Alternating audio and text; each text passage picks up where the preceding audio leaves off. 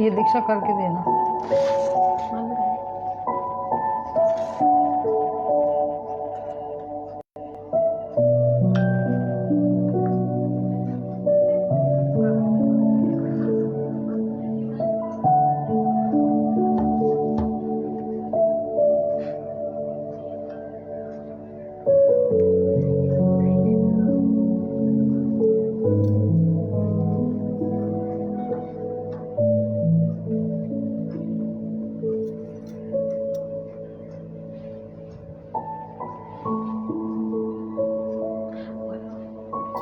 नमस्कार, मैं रेणु शर्मा हिंदी से हिंद पृष्ठ पर आप सभी का बहुत बहुत स्वागत करती हूँ। बहुत बहुत हार्दिक अभिनंदन।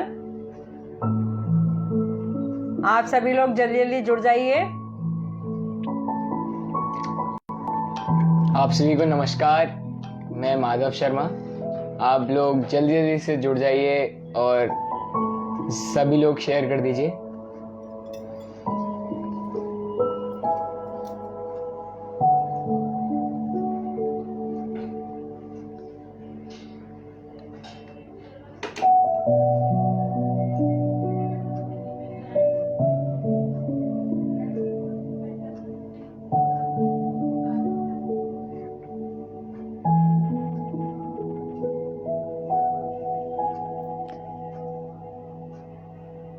हाँ, मनोरमा शर्मा जी जुड़ गई हैं। आपका बहुत बहुत स्वागत है इस पृष्ठ पर।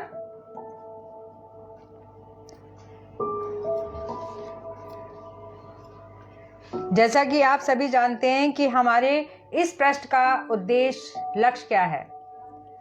लोगों में हिंदी भाषा को जागरूक करना, लोगों तक हिंदी भाषा को पहुंचाना और हिंदी भाषा के महत्व को समझाना। यही हमारा इस पृष्ठ का लक्ष्य रहा है हमेशा और उद्देश्य रहा है। और इसके बारे में, हिंदी भाषा के बारे में हमेशा आप सभी लोगों को मैं जानकारी देती रही हूँ और आगे भी मेरी यही कोशिश रहेगी आप सभी लोगों को जानकारी देने की।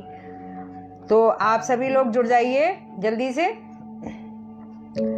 जैसा कि आप सब जानते हैं कि हिंदी भारत की सर्वाधिक बोले जाने वाली भाषा है, जो हमारी राज्य भाषा भी है। और इसके मूल शब्द यानी कि हिंदी के मूल शब्दों में लगभग 2.5 लाख शब्दों से भी अधिक ज्यादा शब्द विराजमान है, यानी कि अनेकों शब्दकोश हैं।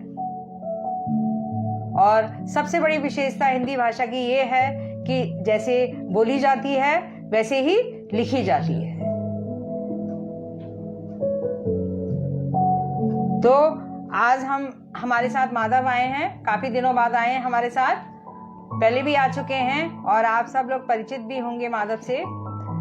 तो आज थोड़ा सा हम माधव के साथ आए हैं कि चलो हमने कहा थोड़ा माधव से ही बात करते हैं। और वैसे जैसा आप सभी लोग जानते हैं कि अभी हमारे उत्सव खत्म होके चुके हैं, दीपावली उत्सव जो बहुत धूमधाम से मनाया गया था और काफी लोगों ने अपने घर में रहकर ये उत्सव बहुत धूमधाम से मनाया था।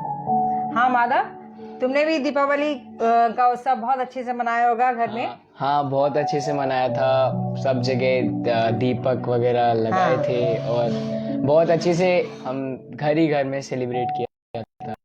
हाँ, ये त्योहार। हाँ, वैसे तो आपको पता ही होगा माधव कि दीपावली क्यों मनाई जाती है, क्योंकि मैंने थोड़ा सा पिछले रविवार ये थोड़ी सी जानकारी भी दी थी। हाँ। तो शायद आपने देखा होगा। तो थोड़ा सा आप भी बताइए, हमें भी पता चले कि बच्चे इस बारे में जानकारी ले रहे हैं या नहीं।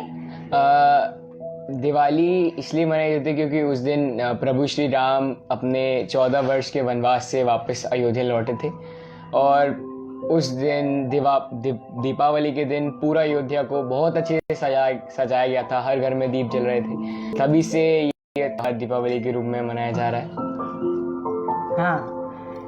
हाँ, ये जानकारी सभी को होनी चाहिए क्योंकि हमारा दीपावली त्योहार क्यों मनाया जाता है, उत्सव मनाने का महत्व क्या है, ये जानकारी सभी को होनी चाहिए और हमारे माधव को भी है और सभी बच्चों को होनी चाहिए।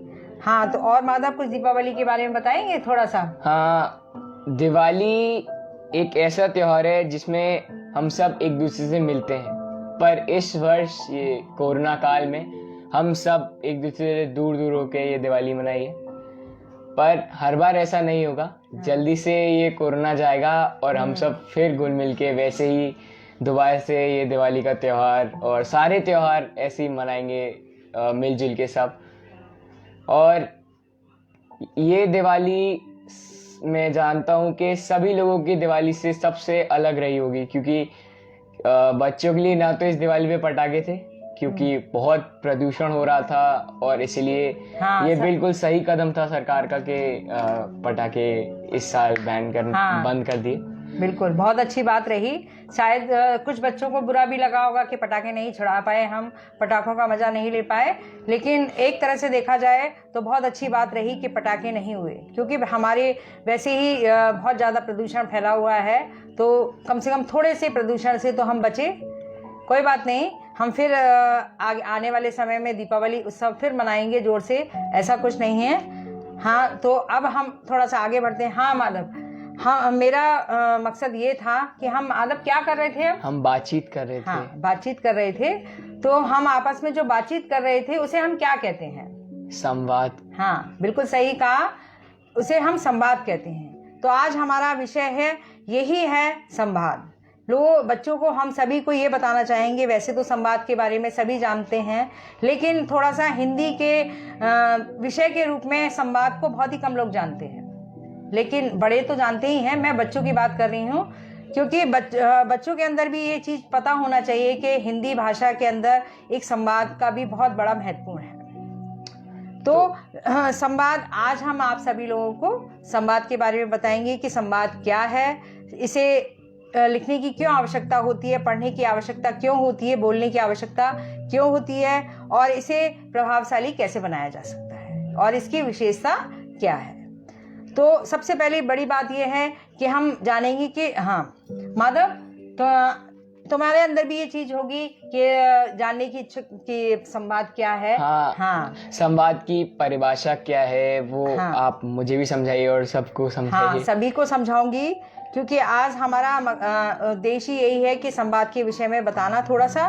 संवाद क्या है? सबसे बड़ी बात क्या होती है कि सम प्लस बाद, यानी कि मूल शब्द हमारा बाद है और उसमें हमने क्या उपसर्ग सम जोड़ दिया है, तो वो क्या बन गया? संवाद। तो संवाद का मतलब होता है वार्तालाप या बातचीत। संवाद का मुख्य अर्थ क्या होता है? बातचीत या वार्तालाप। यानी कि संवाद दो या दो से अधिक व्यक्ति आपस में जो बातचीत करते हैं, वार्तालाप करते हैं, उसे ही हम क्या कहते हैं? संवाद कहते हैं।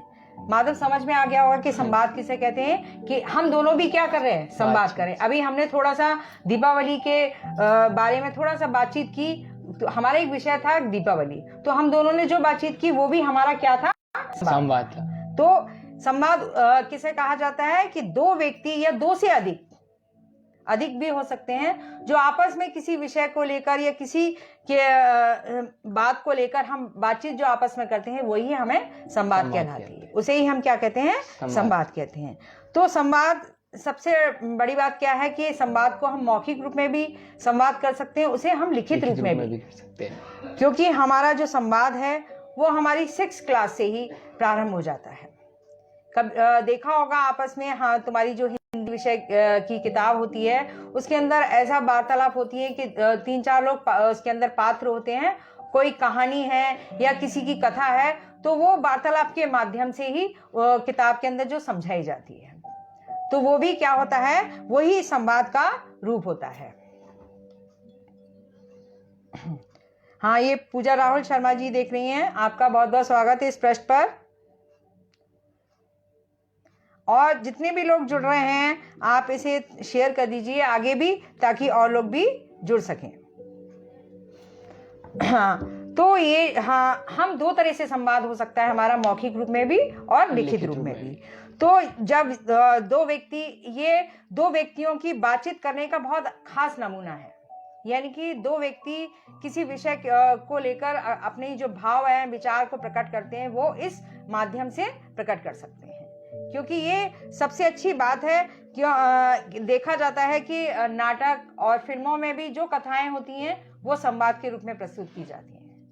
क्योंकि नाटक और कथा एक रूप में नहीं होती, वहाँ आपस में जो वार्तालाप होता है वो भी कथा को दर्शाया जाता है, संवाद के रूप में ही दर्शाया जाता है। क्योंकि अभी तो हम फिल्में, लेकिन कभी स्टेज शो हुआ करते थे, यानी कि नाटक वगैरह स्टेज पर होते थे, तो उनको भी हम संवाद के द्वारा ही देखते थे, समझते थे। तो वो पुरानी प्रचलित कथाएं उसमें ही समझाई जाती थी। और आज भी हमारी जो नवीनता आई है, लेकिन हमारा रूप वही है, थोड़ी सी नवीनता जरूर आई है, लेकिन रूप हमारा संवाद का वही रहा है, आपस में वार्तालाप करना। तो जैसा कि आपने देखा होगा, रामायण तो सभी ने देखी होगी लगभग, फिल्में तो देखते हैं, फिल्मों में तो इतनी स्पष्टता नहीं दिखाई देती, लेकिन हाँ हमारे जो नाटक है, धारावाहिक होते हैं, इसमें हम संवाद को बहुत अच्छे से देख सकते हैं। रामायण में देखा होगा कि राम लक्ष्मण और परशुराम का जो वार्तालाप हुई आपस में, कब हुई है, जब दोनों की, तो वो आपस में जो वार्तालाप हुई थी वही एक संवाद का रूप होता है। जैसे कि देखा होगा लंका में जब अंगद गए थे और जाकर उन्होंने अपने लंका में पैर को जमा दिया था, तो रावण के साथ जो बातचीत हुई थी वो भी एक संवाद का रूप होता है। तो इसी बातचीत को हम क्या कहते हैं, संवाद कहते हैं। तो हमें माधव, तुम्हें समझ आ गया होगा कि संवाद क्या होता है और ये कैसे समझाया जाता है। जैसे हम मान लो हम दुकान पर भी जाते हैं, तो दुकान पर हम किसी सामान को लेते हैं तो हम उससे पूछते हैं ये कैसा है, कितने का है, ये कब तक चलेगा, क्या है, तो वो हमें आंसर देता है। तो हम आपस में डिस्कस करते हैं, जो बातचीत करते हैं वो भी एक संवाद का रूप होता है। तो माधव, अब ये तो तुम्हारी समझ आ गया होगा कि संवाद क्या होता है। आगे भी तुम्हारी बहुत सारी चीज होंगी। आपस में तुमने कक्षा में भी आपस में मित्र दो लोग होते हैं, वो भी बातचीत करते हैं किसी विषय को लेकर, वो भी संवाद होता है। सीधी सी बात ये होती है कि जो मन के भावों और विचारों को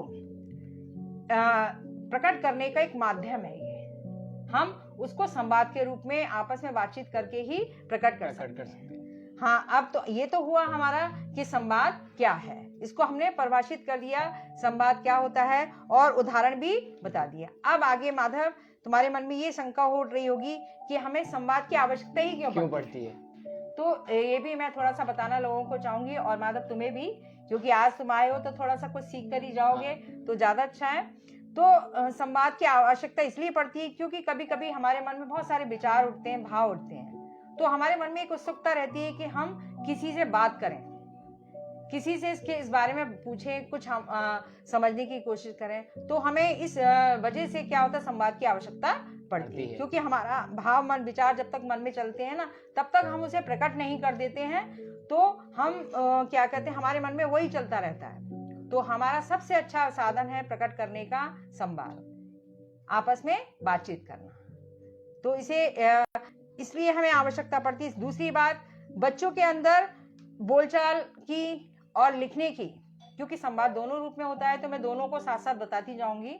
बोलने की और लिखने की प्रवृत्ति जागृत होती है, क्योंकि बच्चा समझने लगता है कि हमें क्या बोलना है, कैसे बोलना है, क्योंकि बच्चों के अंदर भी वो भाव पैदा होते हैं, किसी विषय के बारे में जानना, उत्सुक होना कि हमें इस बारे में बातचीत करनी है। तो वो घर में ज्यादा छोटा बच्चा होता है तो माँ से करता है, माँ से उसकी बातचीत होती रहती है, वार्तालाप होती रहती है, तो वो माँ से डिस्कस करता है। तो मैं बच्चों के लिए सबसे बड़ी चीज क्या होती है कि संवाद एक होता है कि बोलचाल और लिखने की उनके अंदर प्रवृत्ति जागृत होती है, सबसे विशेषता। और दूसरे में बच्चों के जीवन में जो वास्तविकता को समझने का एक मौका मिलता है, अवसर प्राप्त होता है कि उन्हें समझ आता है कि संवाद वास्तव में होता क्या है। जब तक वो कक्षा में, बड़ी कक्षा में जाता है, जब तक उस बात को वो समझ सकता है कि संवाद क्या होता है।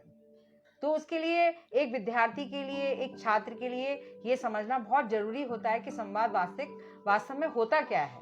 तो ये तो मैं आप सभी लोगों को बता चुकी हूँ कि वास्तव में संवाद होता क्या है, लेकिन इसकी आवश्यकता क्यों पड़ती है। जैसे कि मैंने बताया कि विचारों को प्रकट करना, मन के भावों को, और दूसरी बच्चों के अंदर कुछ विशेषताएं ऐसी होती हैं, कुछ उनको कुछ देखने को मिलती हैं, समझने को मिलता है, उन्हें कुछ सीखने को मिलता है, कि जैसे कि उन्हें अंदर जो लिखने की प्रवृत्ति है, बोलने की है, तो वो उनके शब्द हैं जो बाहर प्रकट होते हैं। किसके माध्यम से होते हैं? बातचीत के माध्यम से। नहीं तो वो अपने शब्दों को अपने अंदर ही समेट के बैठा रहेगा, क्योंकि उसे अवसर नहीं प्राप्त होगा। तो उसे अवसर प्राप्त कब होगा? जब उसे कहीं मौका मिलेगा। तो ये एक वार्तालाप भी एक मौका अवसर होता है बच्चों के लिए सीखने का। तीसरी बात क्या है कि बच्चों के अंदर कल्पनाशीलता को बढ़ावा मिलता है, यानी कि उनके अंदर जो कल्पना छुपी होती है, मन में जो विचार करते हैं, सोचते हैं, तो उनको बाहर निकालने का एक मौका ये भी है। उनको ये लगता है कि हमें जो समझ रहे हैं, सोच रहे हैं, तो उसे हम बाहर निकालें, या कहीं उनको भाषण देने की जरूरत पड़ रही है, या कहीं किसी से वार्तालाप डेविड वगैरह होती है, ये भी सब इससे जुड़े ही होते हैं ये, तो कहीं ना कहीं उसको ये मौका प्राप्त होता है, अवसर प्राप्त होता है, और अंदर से जो उसकी क्षमता है, उसकी जो कार्यशीलता है, वो बाहर निकल कर आती है। और चौथी बात क्या है कि बच्चे को अंदर बोलने और लिखने की कला का विकास होता है। चौथी बात ये है, इसलिए हमें संवाद की आवश्यकता पड़ती है। और पांचवी बात ये भी है, उन्हें सबसे ज्यादा छात्रों को, बच्चों को ये ज्ञान हो जाता है कि वो किस विषय पर कैसे वो वार्तालाप कर सकते हैं। यानी कि उन्हें कोई विषय दे दिया जाए तो वो उसको किस तरह से परिभाषित कर सकते हैं, उसको किस तरह से लोगों से अपनी बात को कह सकते हैं और समझ सकते हैं, तो ये अवसर भी उन्हें प्राप्त होता है। तो सबसे बड़ी चीज ये है कि संवाद की आवश्यकता सीखने के लिए, ज्ञान के लिए, और कार्य जो अंदर हमारे अभिव्यक्ति है उसको प्रकट करने के लिए बहुत जरूरी है। तो माधव, ये चीज भी तुम्हें समझ में आ गई होगी कि हमें संवाद की आवश्यकता क्यों पड़ती।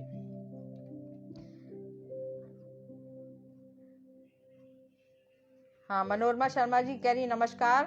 नमस्कार आपको भी। और रजत शर्मा जी भी नमस्कार। रेखा शर्मा जी भी देख रही हैं, आपका भी बहुत बहुत स्वागत है इस पृष्ठ पर। रीना शर्मा जी भी देख रही हैं, आपका भी बहुत बहुत स्वागत है इस पृष्ठ पर। और आप सभी लोग थोड़ा सा आगे शेयर करिए ताकि इस पृष्ठ से और लोग भी जुड़ सकें। पता नहीं लोगों तक ये बात पहुंच पाती है, वो जुड़ ही नहीं पाते हैं, और हमारा प्रयास पूरा रहता है कि ज्यादा से ज्यादा लोग जुड़े, ज्यादा से ज्यादा लोगों तक जानकारी पहुंचे।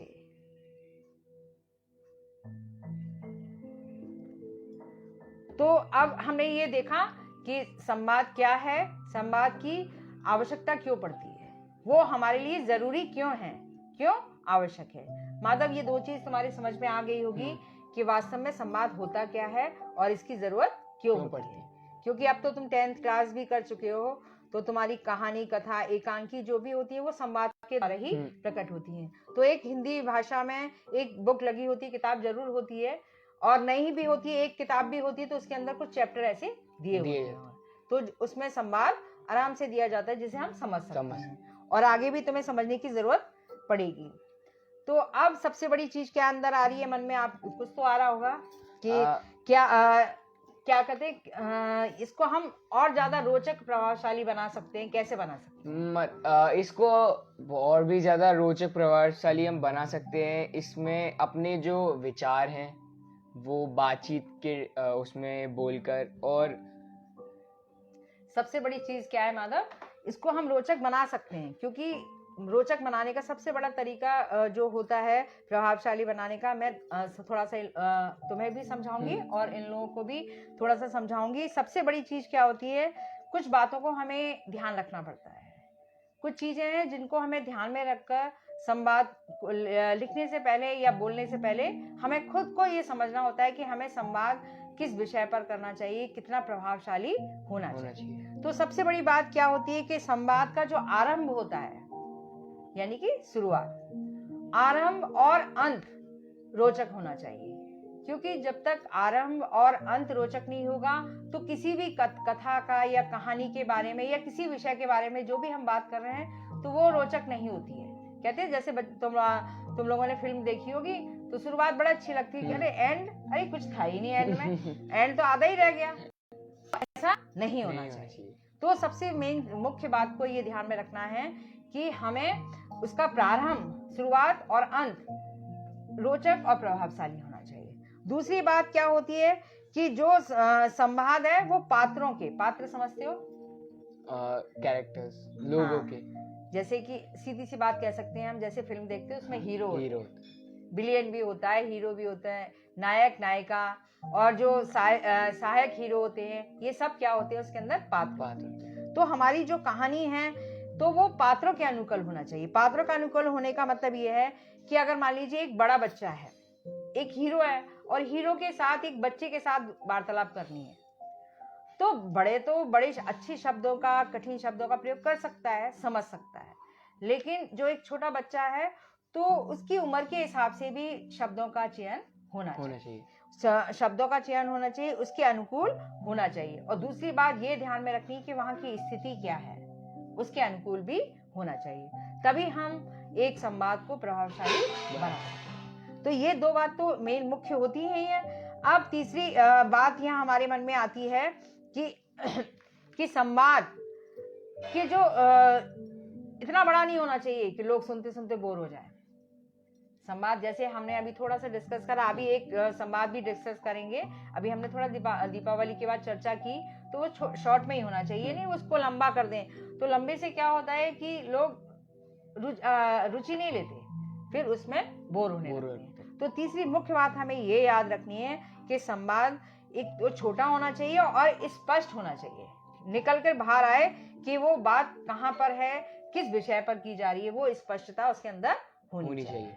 चौथी बात होती है कि जो संवाद की भाषा है वो सरल होनी चाहिए और व्यवहारिक होनी चाहिए। जैसे कि कोई बात में हम बीच बीच में धन्यवाद भी कहते हैं, शुक्रिया भी करते हैं, तो ये सारी चीजें उन शब्दों से जुड़े होने चाहिए। या हम बड़े से वार्तालाप कर रहे हैं तो वहाँ आदर पूर्वक कुछ शब्द होते हैं, तो उनका चयन उसके अंदर अवश्य होना चाहिए। तो ये सारी चीजें हमें क्या है ध्यान में रखते हैं, इसलिए कहते हैं संवाद की भाषा सरल, स्वाभाविक और व्यवहारिक होनी चाहिए। ये तो हमारी चौथी बात होगी। पांचवी बात हम उसमें ध्यान अच्छे से रख सकते हैं कि हम संवाद करते समय कठिन शब्दों का प्रयोग कम से कम करें। ऐसा तो हिंदी में नहीं हो सकता कि कठिन शब्द का प्रयोग ना किया जाए, लेकिन हम कोशिश करें कि जहां कठिन शब्द है वहां हम सरल शब्दों का प्रयोग करें। तो वहां हमें कम से कम कठिन शब्दों का प्रयोग करना चाहिए होना, क्योंकि वहां कम कठिन शब्दों, क्योंकि जो हम वार्तालाप कर रहे हैं, बातचीत कर रहे हैं, वो हम उसको सभी वर्ग के लोग देखते हैं, पढ़े लिखे भी देखते हैं, अनपढ़ भी देखते हैं, और वहाँ पात्रों के अनुकूल भी होता है। तो जरूरी नहीं है कि एक बच्चे के साथ हम वार्तालाप कर रहे हैं तो वो कठिन शब्दों को बोल पाए। तो कम से कम कोशिश ये रहनी चाहिए कि कठिन शब्दों का कम से कम प्रयोग करना चाहिए। ये हमारी क्या कहते हैं पांचवी बात हो गई। दूसरी बात क्या है, संवादों में हमें थोड़ी कहावतों, मुहावरों का भी प्रयोग करना चाहिए, क्योंकि उसके माध्यम से, एक उदाहरण के रूप में उसके माध्यम से हम क्या है थोड़ी सी कथा को, कहानी को रोचक बना सकते हैं। तो ये बात हमें ध्यान में रखकर चलनी चाहिए। दूसरी बात क्या है, संवादों में थोड़ा सा व्यंग, विनोद भी होना चाहिए, हंसी मजाक जिसे कहते हैं। जब तक थोड़ी सी हंसी मजाक नहीं होगी, अब मान लीजिए एक फिल्म की बात ही देखो, क्योंकि बच्चे नाटक और क्या कथाएं तो बहुत कम सुनते हैं, बोलते हैं, लिखते हैं, लेकिन फिल्में तो सभी अधिकतर लोग देखते हैं। तो अगर मान लीजिए कोई फिल्म ऐसी हो तो जिसमें क्या है जरा भी हंसी मजाक ना हो, तो तुम्हें क्या लगेगा, यार ये बोले जा रहा है ना, तो इसमें हंसी मजाक, ना कोई सॉन्ग है ना कुछ है, तो वो तुम्हें रुचिकर नहीं लगेगी। तो हमेशा ये संवाद कैसा होना चाहिए, रुचिकर बनाने के लिए हंसी मजाक यानी कि व्यंग और विनोद का समावेश अवश्य होना चाहिए। हाँ, ये रिंकू पंडित जी देख रहे हैं, आपका भी बहुत बहुत स्वागत है इस प्रश्न पर। पायल शर्मा देख रही हैं, आपका भी बहुत बहुत स्वागत है इस प्रश्न पर।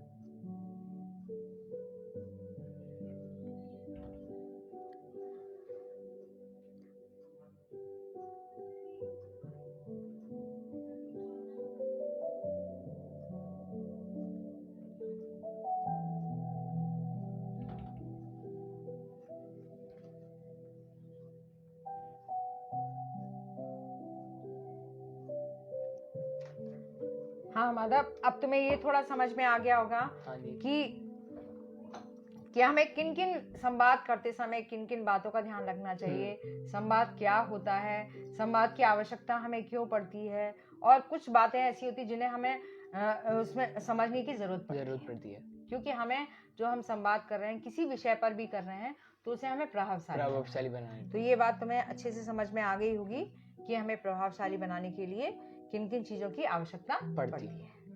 अब बात होती, अब तुम्हारे मन में कुछ विचार उठ रहा हो, कुछ लग रहा हो कि कहाँ पर कुछ पूछने की जरूरत पड़ गई हो, तो थोड़ा सा ये जैसे हम किसी भी चीज पे संवाद कर रहे हैं और उसमें अगर कोई भी कठिन शब्द या फिर कोई ऐसा शब्द आ जाए जो कि हमें मतलब लिखने में दिक्कत हो रही हो या फिर उसको हाँ। पढ़ने में दिक्कत हो रही हो, तो उसकी जगह हम ऐसे कैसे किसी भी शब्द को नहीं देखो, जैसे कि मैंने तुम्हें बताया कि हमारे जो हिंदी भाषा के अंदर कम से कम 2.5 लाख से भी ज्यादा शब्द हैं। ऐसा तो हो ही नहीं सकता कि कठिन शब्दों के अलावा उसके सरल शब्द ना हो।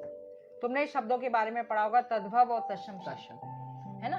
तद्भव क्या होते हैं? सरल शब्द होते हैं, और तत्सम होते हैं। तो हम तत्सम शब्द को तद्भव में करते हैं ना। तो उसी तरह हम उस शब्द को, मान लीजिए कोई कठिन शब्द आ रहा है वहां, तो हम उसको हम सरल तद्भव शब्द में या किसी सरल शब्द का प्रयोग वहां कर सकते हैं। तो उसे ये नहीं है कि हमने वहां सरल शब्द का प्रयोग किया है तो हमारा जो संवाद है वो रुचि करना हो, ऐसा नहीं है। जैसे कि मैंने भी बताया कि हमें संवाद में कठिन शब्दों का बहुत कम से कम प्रयोग करना चाहिए। तो हम उसका प्रयोग सरल शब्दों का प्रयोग आराम से कर सकते हैं, उसमें कोई दिक्कत वाली बात नहीं है। और जैसे कि एक चीज और है, सबसे बड़ी चीज, कि संवाद की कुछ एक विशेषताएं भी होती हैं। ठीक है, विशेषताएं हैं। प्रभावशाली तो समझ में आ ही गया कि प्रभावशाली हम कैसे बना सकते हैं। इसके अंदर कुछ खासियत होती है जिसे हमें ध्यान में भी रखना पड़ता है। और जैसे कि मान लीजिए, जब एक चीज तो मुख्य बात तो ये रही कि जो संवाद होता है उसका प्रारंभ और अंत रोचक होना चाहिए, रुचिकर होना चाहिए। ये तो मुख्य बात है ही संवाद की। दूसरी बात होती है कि संवाद सामान्य बोलचाल की भाषा में होना चाहिए। ये नहीं है अभी जैसे हमने वार्तालाप की तो हमने समान शब्दों में की तो वो संवाद रहा। तो हमें समान का मतलब होता है जो सरल शब्द होते हैं उसमें संवाद का प्रयोग करना चाहिए। तो उसी ये चीज ध्यान में रखनी चाहिए कि जो बोलचाल के शब्द होते हैं, यानी कि कहें कि हम दैनिक जीवन शैली में जिन शब्दों का प्रयोग करते हैं तो उन्हीं शब्दों का प्रयोग हमें संवाद में भी करना चाहिए। तो दूसरी विशेषता तो ये है। तीसरी विशेषता क्या होती है कि अगर संवाद को हम को और ज्यादा रोचक बनाना होता है या उसमें ज्यादा रुचिकर रखना होता है तो उसे सबसे पहले क्या होता है कि जिस संवाद को हम संवाद अधिकतर किसी बुराई पर भी करते हैं, सामाजिक बुराई है या सामाजिक कोई तत्व है उसके ऊपर करते हैं, तो हमें जिस विषय पर भी कर रहे हैं तो उसकी स्वाभाविकता यानी कि सच्चाई भी उसमें झलकनी चाहिए। ये नहीं है कि हम बता रहे हैं लेकिन उसमें वो चीज आ नहीं रही उभर कर। जो चीज हम बता रहे हैं तो वो उसमें स्वाभाविकता दिखाई देनी चाहिए। यानी कि उसमें जो भी हम वहां प्रकट कर रहे हैं वो सजीव रूप में होना चाहिए। ये नहीं है कि हम बोल कुछ रहे हैं लेकिन वहां दिखाई नहीं दे रहा है। तो इस चीज का भी ध्यान रखना चाहिए। ये इसकी मुख्य विशेषताएं, 3 विशेषताएं मुख्य है कि सबसे पहली चीज कि उसका आरंभ और अंत को अच्छा रोचक बनाना। दूसरा है कि बोलचाल की भाषा को में संवाद को करना। तीसरी बात कि उसमें जो स्वाभाविकता है वो अधिक से अधिक सजीव और उसका वर्णन सजीव होना चाहिए। ये नहीं है कुछ बनावटी होना चाहिए। तो ये 3 विशेषता तो उसकी संवाद की मुख्यतः है। तो ये बात हमें ध्यान में अवश्य रखना चाहिए संवाद करते समय।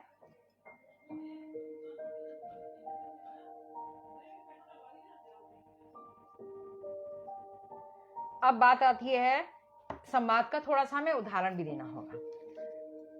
चलिए माधव, हम एक थोड़ा सा ना संवाद करते हैं किसी विषय को लेकर, ताकि हमें इन लोगों को ये समझ में आए, तुम्हें भी आए कि वास्तव में संवाद हम कैसे कर सकते हैं। बातचीत, मान लीजिए कि घर में है बार बार बिजली जाती है, ये हमारी समस्या होती है घर में। तो तुम्हारी मम्मी के साथ किसी ना किसी के साथ ये घर में इसके साथ वार्तालाप होती रहती है। तो थोड़ा सा हम ना दोनों इसी विषय पर थोड़ा संवाद करेंगे कि बार बार लाइट जा रही है तो यहाँ पर एक माता और पुत्र की वार्तालाप चलेगी, यानी कि दोनों का संवाद होगा। किस विषय पर होगा? क्योंकि लाइट बार बार चली जाती है, ये प्रॉब्लम है यहाँ। तो उस विषय पर यहाँ संवाद होगा किसका? एक माता और पुत्र का, जो कि माधव और हम दोनों आप लोगों को बोलकर समझाएंगे एक संवाद उदाहरण के रूप में। तो जैसे कि माधव, शुरुआत तुम्हारे से ही होगी। माँ, मैं पढ़ाई कैसे करूं? बार बार बार बार लाइट चली जाती है। अरे तो इसमें परेशान होने की कौन सी बात है? मोमबत्ती जलाओ और मोमबत्ती जलाकर पढ़ाई कर लो, पढ़ाई हो सकती है, इतना परेशान होने की क्या जरूरत है? मोमबत्ती जलाकर पढ़ाई में सब धुंधला धुंधला दिखता है। अच्छा, ऐसा नहीं है। पुराने जमाने में तो लोग चंद्रमा की रोशनी में रामायण का पाठ कर लेते थे, और तुम मोमबत्ती जला के पढ़ नहीं सकते? पुराने जमाने में गणित, विज्ञान ऐसे कठिन कठिन किताबें कहाँ थी? कठिन विषय नहीं थे, ऐसा नहीं है, विषय तो थे वहाँ। अब ये सब व्यर्थ की बातें हैं, इस बात पर कोई वो नहीं है। चलो, लाइट आ गई है, बिजली आ गई है, अब जाकर तुम पढ़ो। चलो अब मैं पढ़ने जाता हूँ। हाँ, तो ये छोटा सा संवाद कैसा था? बहुत छोटा सा था। जैसे कि मैंने आप लोगों को बताया कि संवाद छोटा होना चाहिए और उसके अनुरूप होना चाहिए जिस पर हम वार्तालाप कर रहे हैं। तो यहाँ हमने एक वार्तालाप करी, केवल बिजली चली जा रही है, तो एक माता और पुत्र की वार्तालाप घर में अक्सर होती है, तो वही वार्तालाप थी। तो कुछ ऐसे ही छोटे छोटे संवाद होते हैं। उदाहरण के लिए हम दोनों ने ये बात समझाया, तो इसी को हम संवाद कहते हैं। तो मैं समझती हूँ आप सभी लोगों को समझ आ गया होगा कि वास्तव में संवाद किसे कहते हैं, संवाद क्या होता है, संवाद की आवश्यकता हमें क्यों पड़ती है, संवाद की विशेषता क्या है, इसको हम रुचिकर और प्रभावशाली कैसे बना सकते हैं। तो ये बात तुम्हें समझ में आ गई, और ये समझने की कोशिश सभी के 6th क्लास से आरंभ हो जाता है। संवाद जो एक क्या कहते हैं शीर्षक है, वो एक विधा है, ये एक तरह की विधा है। जैसे हम कहानी, उपन्यास इत्यादि होता है, एक संवाद भी एक हमारी हिंदी साहित्य की एक विधा है। तो सभी को ये आना चाहिए, इसके बारे में समझना जरूरी है। इसलिए हमारी पूरा प्रयास रहता है कि हर विषय, हर सब्जेक्ट पर, एक हिंदी के अंदर जितने भी जो आते हैं तत्व, वो सभी आप तक पहुंचाएं। तो हमारा प्रयास भी यही रहा, क्योंकि संवाद भी एक बहुत रुचिकर विषय कह सकते हैं, कोई एक तत्व है, क्योंकि हमें संवाद की आवश्यकता दैनिक जीवन शैली में प्रतिदिन पड़ती है। तो अब मैं समझती हूँ आप सभी लोगों को अच्छे से समझ आ गई हो। फिर भी अगर नहीं समझ आई हो, तो अगर मन में कोई शंका हो या मन में कोई प्रश्न हो, तो आप बेशक कमेंट के द्वारा पूछ सकते हो, ऐसा कुछ नहीं है। रेखा शर्मा जी भी जुड़ गई हैं, बोल रही है गुड। हाँ, बिल्कुल सही है।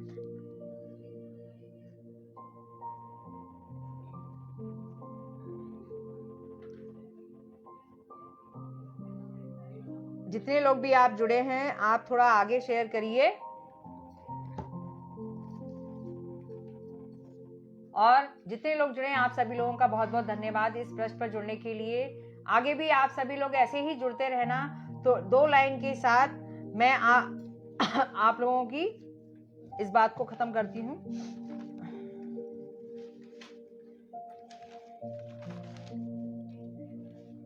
परिस्थिति जब विपरीत होती है, तब व्यक्ति का प्रभाव और पैसा काम नहीं आता है। यानी कि जो परिस्थितियां होती हैं जब हमारे विपरीत होती हैं, कहना चाहिए परिस्थितियां जब विपरीत का मतलब समझते हैं आप सब उल्टा। परिस्थितियां जब विपरीत होती हैं, तब व्यक्ति का प्रभाव और पैसा, प्रभाव समझ रहे, जोर, मतलब कि हमारा पद ऊंचा है, प्रभाव और पैसा काम नहीं आता, वहां पर केवल स्वभाव और संबंध ही काम आता है। इसलिए आप सभी लोगों का अपना एक संबंध को, रिश्ते को हमेशा बनाए रखिए, अपने स्वभाव को अच्छा बनाए रखिए, क्योंकि हमेशा स्वभाव और संबंध ही हमारे साथ होते हैं, अन्यथा पैसे का कोई महत्व नहीं होता है। कैसी भी परिस्थिति क्यों ना हो हमारे साथ, हमेशा हमारे रिश्ते और हमारा जो स्वभाव है वो हमेशा हमारे साथ रहता है। इसलिए हमेशा अपने स्वभाव को अच्छे से बनाइए, अपने रिश्तों को अच्छे से जुड़े रखिए। इसी लाइनों के साथ मैं यहाँ पर ये ख़त्म करती हूँ। और मैं रविवार, जैसे मैंने आप सभी लोगों को बताया था कि कुछ दिनों के लिए मैं रविवार 6 बजे उपस्थित नहीं हो पाऊँगी, और बृहस्पतिवार 6 बजे प्रतिदिन होंगी। तो थोड़ा सा क्या कहते हैं, अगले बृहस्पतिवार तक, गुरुवार तक के लिए आज्ञा दीजिए, फिर मैं अगले गुरुवार 6 बजे उपस्थित होंगी। धन्यवाद।